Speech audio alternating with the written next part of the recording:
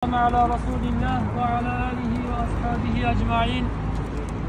Allah subhanahu va taolo Hazreti Peygamberimiz aleyhissalatu vesselam ümmetini teşvişide, dinni teşvişide çekкен azalı meşakkatlerden kaçkan halatta yetib kelib yashiringan joylariga keldik. Mana bu ko'rsalaring hozir insonlar mana chiqib ketyapti ro'za og'izlar bilan e'tibor bergan bo'lsalaring mana yurib chiqib ketishyapti odamlar. Mana bu tog'da tekislangan taraf turibdi, bu tarafda mana chap tarafimizda. Tekis bo'lib turgan tarafimizni yonboshi o'sha bir g'or bor shu joyda. Mana shu joyga chiqib ketishyapti. Payg'ambarimiz alayhisolatu vasallam yashiringan joy mana shu joy. Hozir mana orqa tarafidan borib chiqib borishyapti. Hozir bunday qaranglar-da, o 2-3 ta Samsung ishlayapti. Texnik ishlayapti. Yurish joylarini qilishyapti hozir. Bunday qilib pervolga o'xshatib chiqadigan joy mana yarmidan o'tib qolibdi. Asha qizil Samsung, sariq Samsungning teparog'ida o kapaga o'xshagan joy turibdi. Ana shu joydan ozgina tepaga ko'tarilganda shu joyda g'or bor azizlar. Hazrati Payg'ambarimiz alayhisolatu vasallam Abu Bakr Siddiq roziyallohu anhu ham ancha mushriklarda azob uqubatlari kuchayib ketdi. Qiyinchiliklar bo'lyapti ummatga. Shuning uchun menga ham ruxsat bering, men ham Madina Munawvaraga hijrat qilayin, men ham ko'chayin o'sha joyga deganlarda Rasululloh aytdilarki, sizga bir munosib sherik bo'lsa aytaman dedilar. Va Abu Bakr Siddiq roziyallohu anhu o'sha munosib kishi kimligini tutardilar va kunlarda birida aytdilarki, menga bir munosib sherik kim ekan deb o'ylanyapman deganlarda men bilan birga safar qilishni xohlaysizmi dedilar. Abu Bakr Siddiq roziyallohu anhu ko'zlarida yosh bilan ya Rasululloh, meni o'zingizga sherik qilishlikka munosib ko'rdingiz. Meni albatta bu narsa xursand qildi. Men gunohkor bir do'stingizni, ummatingizni o'zingizga loyiq topganingiz uchun meni ko'nglim tog'dek ko'tarildi dedilarda, ikkita tuyani o'sha kundan boshlab parvarishlashni boshladilar. Va ikkita idishda yegulik va ikkita meshta suv idishni olib Payg'ambarimiz alayhisolatu vasallam va o'zlari uchun tayyorgarlik ko'rdilar. Nimaga? Bu kishi boy bo'lganlar, tadbirkor bo'lganlar, o'zlariga yarasha mablag'lari bo'lgan inson bo'lganlar. Safar uchun alohida kiyimlar olib qo'ygan, yegulik olib qo'ygan, uni kerak bo'lsa har kuni yangilab Rasulimiz alayhisolatu vasallam uchun shunday tayyorgarliklar ko'rganlar. Bir kuni keldilarda, "Ey do'stim, safarga chiqadigan kunimiz keldi. Farzandlaringiz tashqariga chiqib tursa, siz bilan maslahat qilsak" deydilar. Nima dedilar? "Meni ikkita qizim bor. Ikkalasi ham meni kimim? Sirdoshim meni. Ulardan yashiradigan narsam yo'q" dedilar. Va bittalari Asmo radhiyallohu anha onamiz va yana bittalari kim bo'ladi? Oysha onamiz bo'ladi. Ikkita qizlari bo'lgan. Payg'ambarimiz alayhisolatu vasallam shunda Abu Bakr Siddiq roziyallohu anhu qaynotalari bo'ladi. Rasululloh u kishiga kuyov bo'ladilar kelajakda. Va ikkalari ham Oysha onamiz yosh bo'ladilar, lekin Asmo onamiz har holda hamma narsaga aqli yetadigan 8 yoshli bo'ladilar. Bo'layotgan voqeani nimada ekanligini tushunadilar va biladilarda bel bog'larini olib ikkiga bo'lib suv meshlariga ilib beradilar. Hazrati Payg'ambarimiz alayhisolatu vasallam nihoyatda ta'zir, qaysi birodarini, qaysi do'stiga yuziga qarasa, yuzida azob oqibatlarini ko'rardilar. Hech qaysi bir sahobada xursandchilik yo'q edi. Nimagaki iymonga kelgan kunidan boshlab azoblanar edi. Rasulullohning etagini ushlagan kunidan boshlab ko'p narsadan chegaralangan bo'lar edi va azobga qo'yilgan, nechtalari vafot etgan, qanchalari qiyinchilikda yashayotgan edi. Va mana shu Asmo onamizni oddiy bitta belbog'ni yirtib safarda qiylanmanglar, ko'tarishga oson bo'lsin deb bog'lab qo'ygani Rasulullohni tog'dek ko'tardilar ko'ngillarini. Va Payg'ambarimiz alayhisolatu vasallam duo qildilar. Va shu bilan bir qatorda mana shu Asmo onamizni jannatiy ekanligini bashoratini berdilar.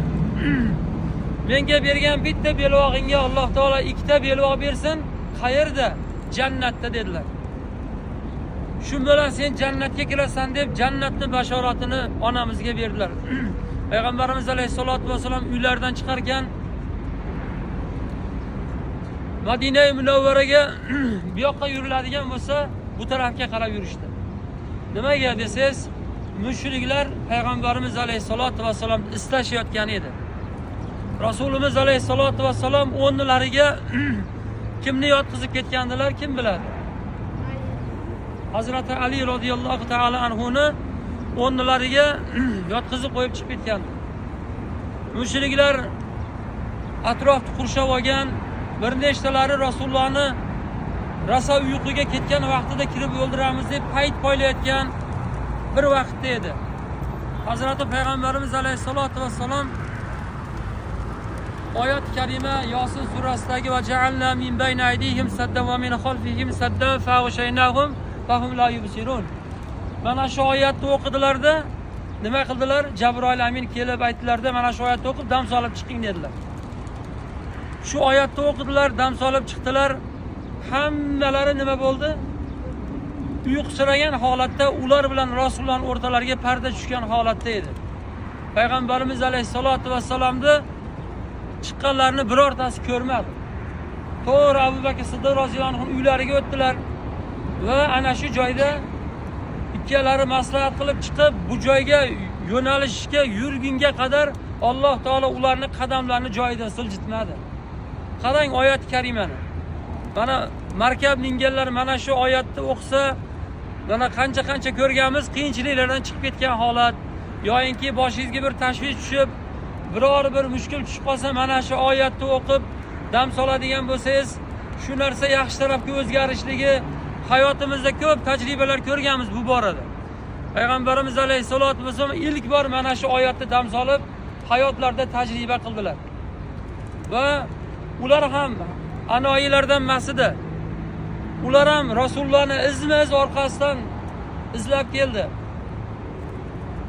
Asmo onamiz orqalaridan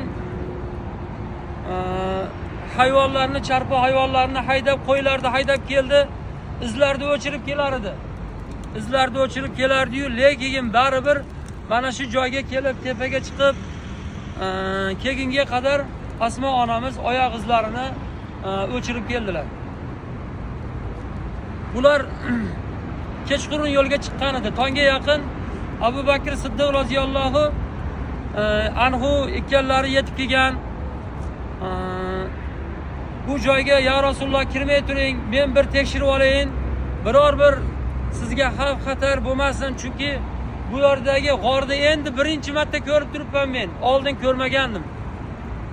Oldin bu joyda g'or borligini men bilmagandim. Allohga qasamki, endi birinchi marta ko'rdim dedilar.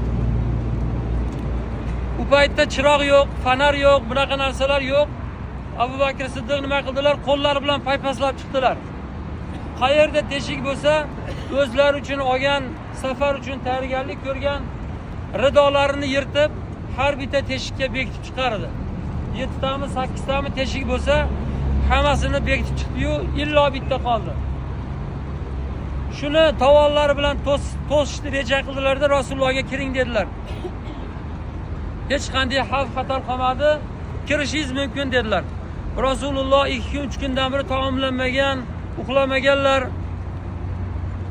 Qorinlari och holatda, charchagan bir holatda Abu Bakr Siddiq roziyallohu anhuning sonlariga muborak boshlarini qo'ygan holatda uxlab qoldilar. Qanday ham baxtki, Abu Bakr Siddiq roziyallohu anhuning sonlarida Rasulullohning muborak boshlari, Rasululloh uxlayaptilar. Abu Bakr Siddiq roziyallohu anhu mana shu kungadir bunaqa baxtli bo'lmagan edilar. Chunki Rasululloh zot biror bir insonga boshlarini qo'ymagan, faqatgina Abu Bakrga qo'ygan. Bu kishi nihoyatda xursandchiligi ziyoda edi. Bu xursandchilik uzoqqa bormadi. Oradan hech qancha o'tmasdan oyoqlarini bir narsa chaqishni boshladi. Rasulullohga ozor yetmasin deb chidardilar. Bor quvvati bilan turib berdilar-u, lekin noiloj ko'zlaridan yosh chiqib, Payg'ambarimiz alayhisolatu vasallamning muborak yuzlariga ko'z yoshlari tushadi. Shunda Abu Bakr Siddiqda bu ko'z yoshlarini hisobidan Rasululloh uyg'onib ketadilar va aytadilarki, do'stim, nima bo'ldi sizga? Nima sizni yig'latdiki, meni uyg'ondim deganlarida, bilmadim, bir narsa shunday chaqayapti, ozor beryapti, chidolmay qolganligimdan beixtiyor ko'zimdan yosh chiqib ketdi dedilar. Shunda oyog'ingizni oling dedilar. Olsalar bir ilon. Shunda o'sha vaqtda bir marta chaqqan odamni butun vujudini qorason egallab, o'rnida insonni o'ldiradigan darajada kuchli ilon ekan. Mana shu og'riqqa chidolmaganliklaridan yig'lagandilar. Payg'ambarimiz alayhisolatu vasallam o'sha tovollarini nima qildilar? Olib keling dedilar, ko'rsatdilar. O'sha joyga muborak tupriklari bilan tupurib nima qildilar? Siladilar. O'sha zahotiyoq og'riq qoldi, hech narsa bo'lmaganda, chaqmagandek bo'lib qoldi qarang. Bu Rasulullohning mo'jizalari edi.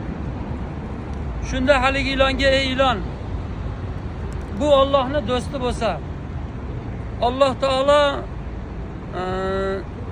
meni do'stim ekanligini Jabroil Amin orqali e'lon qilgan bo'lsa, hamma hayvonotlar buni xabarini eshitgan bo'lsa, sen eshitmaganmiding dedilar. Shunda haligi ilon tilga kirgan. Yana bir rivoyatda echkemar ham tilga kirgan. Rasulullohni payg'ambar ekanligiga kofirlar ikkilanayotgan vaqtda bir echkemarga tilga kirib Rasulullohga iymon keltiradi. Bir rivoyatda buni aytilinadi. G'orda mana shu ilon ham Rasululloh bilan gaplashadi. Ya Rasululloh, men sizni kelishligingizni va mana shu g'orga chiqishligingiz bashoratini eshitganligim uchun men bu joyga, shu tepalikka o'rmalab chiqqanimga 350 yil bo'ldi. Men Allohdan umr so'rayman. Mana shu joyga Rasululloh kelishligini, oxir zamon payg'ambari kelishligini xabarini eshitgan kunimdan boshlab yig'layman. Oxir zamon habibini, payg'ambarini jamolini ko'rsatki, men jonimda deb Allohdan so'rayman. Bugun mana shu kun kelib, Rasululloh tepadan kelsa deb tepani teshganman, chapdan kelsa deb chapni, o'ngdan kelsa o'ng, pastdan kelsa past, shuna qilib har joyda teshgan edim. Alhamdulillah, bu do'stingiz hamma joyda bekitib, bir joy qolganda Xudoga hamd aytdim. Mana shu joydan Rasulullohning jamollarini ko'raman deb tursam, shu joyda ham bekitib oldilar. Do'stingizligini, bizni ham do'stimiz ekanligini bilaman, lekin men bundan ko'ra oldinroq sizga do'st edim. Jamolingizni ko'rishga mushtoq edim. Bu sizni jamolingizni har kuni ko'ryapti. Kerak bo'lsa kechalari chiqib ko'radi bu. Lekin men 300 yildan bir marotaba ko'rib vafot etishga ham rozi edim. Shuning uchun chaqdim ya Rasululloh degan ekan. Qarang, bir iloniki shunaqa muhabbat qilgan ekan. Hazrati Payg'ambarimiz alayhisolatu vasallam tongda mushriklarning ovozini eshitdi. Chunki ular ham haliga aytgan oddiy odamlar emas edi. Mana shu o'chirilgan oyoq izlarining ichida Rasulullohning oyoq izini topib, mana shu joyga chiqib borishdi. Ey Muhammad, dining tugadi. Endi sen vafot etding. Qo'y chiq endi bu yoqqa. Baribir o'lasan. Ilojing yo'q. Bizni topolmaydi deb o'ylagandik. Bizni chalg'itib Makka tarafga yurib, keyin bu yoqqa kelib bu joyga chiqqaningni bilmaydi deb o'yladingmi? Izmaz seni topib keldik. Mana endi hayoting tugadi, dining tugadi degan bir gaplar bilan hayqirishar edi. Va ular qilishda yalang'ochlayotgan ovozlarni ham eshitishardi. Shunda Abu Bakr Siddiq radhiyallohu ta'ala anhu nima dedilar? Yig'ladilar. Ya Rasululloh, haqiqatdan ham bularning dovushlari eshitilyapti bizga. Tog'da shunaqa holat bor. Pastdagi odamning ovozini yoningizdagi holatda eshitasiz. Tepadagi odamning ovozi pastga eshitilmaydi. Ular yonlarida turib gapirgandek gapirishardi va yaqin kelib qolishgan edi. Hattoyinki ularni yetib kelganligini ham ko'rishdi ular. Chunki oyoqlari, sonlari ko'rinib turardi. Alloh subhanahu va taolo Jabroil Aminga aytdiki, boring Habibimni oldiga, o'sha g'orga bir o'rgamchakka amr qiling, darrov to'rt o'qsin. Va bir kabutarga amr qiling, tuxum ochib, tuxum qo'yib va bola ochsin degan Allohning amri bilan Jabroil Amin kelib, mana shu joyga shu ikkita o'rgamchak bilan kabutarga nima qildi? Amr qildi. O'rnida kabutar polaponladi va o'rgamchak inqildi. Alloh saqlayman desa nimayu? O'ziga oson. Har bir mashaqqatdan Alloh olib chiquvchi, tavakkalna alalloh degan insonni hech qachon Alloh taolo xor qilmaydi. Hayotimizda albatta har bir ishga tavakkal qilaylik. Ikkilanayotgan joyimizda 2 rakat namoz o'qiylik, Allohdan so'raylik. Xudoy taolodan so'raylikki, Alloh taolo bizga shuni oydinlashtirib beradi. Oydinlashtirib beradi. Bular ham Allohga tavakkal qilgan edi. Abu Bakr Siddiq roziyallohu anhu yig'laganlarida, ey birodar, siz Allohning do'sti bo'lsangiz, Alloh o'zi aytgan bo'lsa, men Allohning habibi bo'lgan bo'lsam, nimadan qo'rqasiz dedilar. Alloh habibim degan bo'lsa, bizi uchinchimiz Alloh bo'lsa, uchinchi do'stimiz, nimadan qo'rqasiz? Xudoy taolo bizni zoyi qilmaydi degan gapni aytib bo'lmasidan o'rgamchak ishga tushdi. Kabutar kelib bola ochdi. Qarang, Allohning amri bilan. Ular yetib kelgan edi. Alloh subhanahu va taoloning qudratini qarangki, Abu Bakr Siddiq aytadilar. Ular kelib qarasa bizni ko'radigan holatda edik. Alloh taoloning amriki, ularni bo'ynilariga nima qildi? Muhr urib qo'ydi. Ularni bo'ynini egiladigan qilmadi. Ular harchar urinmasin, ular yerga qarolmas edi. Ular yuz turgan edi, faqat ularning o'rtasida tosh to'sib turardi. Lekin pastga qarasa, ular ikkalasini ko'rar edi. Rasululloh bilan Abu Bakr Siddiqni. Xudoy taolo ko'rsatmadi, aytdiki, bu joyda ular yo'q. Bo'lganda bu o'rgamchak uy solmasdi va kabutar ochmasdi bola. Qaytdik orqaga deb qaytib ketishdi. Qarang, bu joyda 3 kun turdi. Payg'ambarimiz alayhisolatu vassalom bilan Abu Bakr Siddiqni Asma onamiz taomlar olib chiqib, xizmatlarini qilib, duolarni oldilar va 3 kundan keyin bir mushrik bilan 8 ta tuyaga dogovor qilishib, shartnoma qilishib yo'lga chiqishgan edi. 8 ta tuya berasiz, men ikkallaringni olib borib qo'yaman, hech kimga ko'rsatmasdan deb ular shartnoma qilishgan edi. 8 ta tuya evaziga olib borib qo'yganlar, lekin yo'lda Qizil dengiz qirg'oqlari bilan ketishdi. Bu yo'lda ketishmadi. Ular yashirinib qayerda sahroni salqin joyi bo'lsa, o'sha joylarda dam olib qochib yashirinib ketdi. Lekin ularni topgan odamga, Rasulullohni topganga 100 ta tuya, Abu Bakr Siddiq topganga yana 100 ta tuya e'lon qilinganida hammalari har yoqda mushriklar izlab yurgan edi. Suroqa ibn Malik Rasulullohni yo'lda ko'rib qoladi. Hamma mushriklar nima qiladi? Bu tarafga yo'naltirib qo'yib, o'zi borib nima qiladi? Rasulullohni bo'ldi endi. Taslim bo'linglar ikkanlaring. Payg'ambarimiz alayhisolatu vassalom nima dedilar? Men payg'ambarman. Qo'y endi iymoningdan qaytma. Endi musulmon bo'l. Tavba qil va bizga sherik bo'l. Bu kishi o'ldiraman deb boradi, tuyasi nima qiladi? Botib qoladi qumga. Keyin tavba qildim, men musulmon bo'ldim, duo qil meni haqqimga dedi, yana chiqib ketadi. Keyin yana nafsi yo'l qo'ymaydi, haligi 200 ta tuya bor. Yana qilish yalang'ochlab yana ketayotganda yana botib qoladi. Mana shunaqa 2-3 marta bo'lgandan keyin uni bo'ldi, men orqamga qaytib ketaman, tuya ham kerak emas, haqqimga duo qil dedi. Rasululloh duo qiladilar, yana o'z holatiga qaytib ketadi. Hech kimga aytmasdi. Lekin bu joyda payg'ambarimiz alayhisolatu vassalom ba'zi bir rivoyatda 9 kunda, ba'zi bir rivoyatda 16 kunda haligi aytgan Qubo mahallasiga o'tgan safar gaplashdik-ku. Madina Munavvarda Qubo mahallasiga yetib bordilar. Yetib borayotganlarida nimani ko'rdilar? Qurmozorni ko'rdilar va yig'ladilar. Alhamdulillahki, men tushimda ko'rgan joyni ko'rdim. Meni tushimda bashorat bo'lgan edi. Mana shu xurmozorlarni ko'rganimda Xudo taolaning bir va'dasi bo'lgan ediki, endi bu yog'iga musulmonchilik obod bo'lishligi, yaxshilik bo'lishligini ko'rgandim. Ey Abu Bakr, endi bu yog'iga qo'rqmasak ham bo'ladi. Inshaalloh dinimiz obod bo'ladi deb birgalikda yig'lagan holatda kirib bordilar.